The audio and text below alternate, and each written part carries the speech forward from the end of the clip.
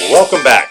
Welcome back. Doug Badger Radio, AM 950 and DougBadgerRadio.com. Around the world on the internet, it is December 6th, segment 2, Doug Badger Radio, joined by author, presenter, all-around good guy, my business partner, Tony Jones, who is the author of a book called The Teaching of the 12. Tony, welcome aboard. Welcome back on a Doug Badger Radio. Some of you know that Tony was part of the previous version of this show. And people have been begging for you, Tony. I mean, people... I was a stalwart part. I was your roving religious reporter. I remember calling in from multiple different airports. I remember that as well. I remember calling in from baseball games. Stories of the day, but somehow I was discriminated against in the shift from hey, to a legitimate radio station. But hey, consider whose show you're on, Tony. Hey, you know, hey, you know, not every kid moves from little league to high school to college, and college to professional ranks. Funny, I don't know how Shelley just be glad that you were a top-notch little league player.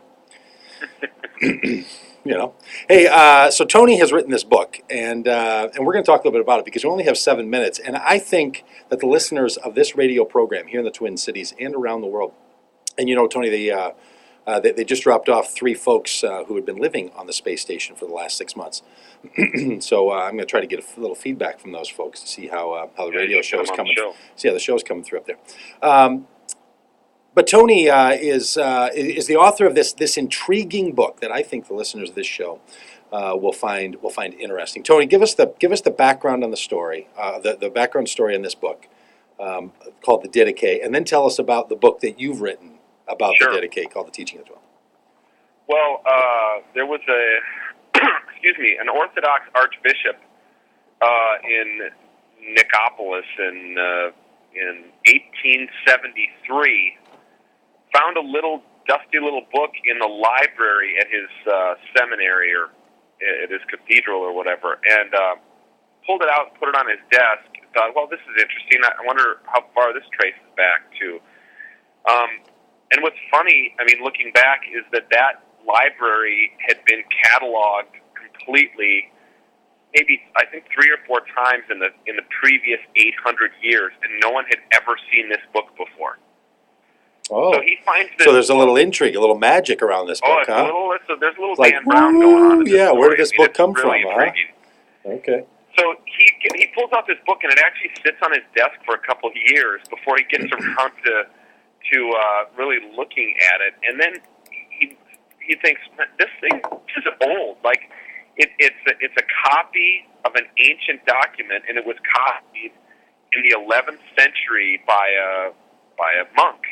Signs it, his name, and signs the date, and so people start immediately. It's worldwide intrigue. Like when it's first published in English a few years later, it sells 5,000 copies in Manhattan, in New York City, in the first day. My goodness. So for that day, you know, it's a big book. There's a lot Wouldn't be bad for today. Intrigue around it. People are arguing about whether it's authentic or whether it's. And what is it? And what is this book that these people are so intrigued about? Well, scholars end up deciding almost unanimously that it's not a forgery, but it's an ancient document called the Didache. Didache is a Greek word meaning teaching, and there's a subtitle in the book called The Teaching of the 12. And it seems that it's, a manual, a document that is a handbook for a very early Christian community. And it's attested to in other ancient documents. So people knew about it. They had heard about it. Ancient documents that referred to this Didache thing, but everyone thought it had been lost. They didn't know it was in a stack of books in this guy's office. Yeah. In 1873, it's rediscovered. So. The document itself, it takes about 20 minutes to read. People can go to my blog, my website, and you can tell them about that if you're so inclined to push traffic my way. Yeah, just head on over to DougPadgerRadio.com. You can follow the link there. Yeah, then you can. That's how we do it. That's how we do it in the radio business. So you send them through your site, they get to mine, and there's actually I've recorded it a recording of myself reading it. I've got a new contemporary translation, which is available online for free. You can find that through your website and my website as well. But it's a document that, in a lot of ways, it'll sound to a lot of your listeners like the Gospel of Mark. I'm arguing because it shares the same source document called Q, which is what a lot of scholars think the source document of Matthew is. It's also used by Luke and Mark. I think it's strongly used by the Didache. But I think what's probably most intriguing is I think it's very early. I think it was written between 50 and 70 A.D. 50 and 70 A.D. That's just after the time of Jesus and before the destruction of the temple. I mean, this is right. like during the time when the New Testament's being written. I think it was written contemporaneously with Paul, the letters of Paul, and it shows zero knowledge of Paul's letters. Yeah, so it's not referring to these letters being written or to the things happening that would have, if it was written after 70 or 100 A.D., it would have clearly referred to the teachings of Paul or the other writers, the other apostles, right? And you're saying right. it doesn't do that. It has a setting for communion, also known as the Eucharist or the Lord's Supper, that is basically at odds with Paul's setting of the Eucharist that he wrote to the church in Corinth.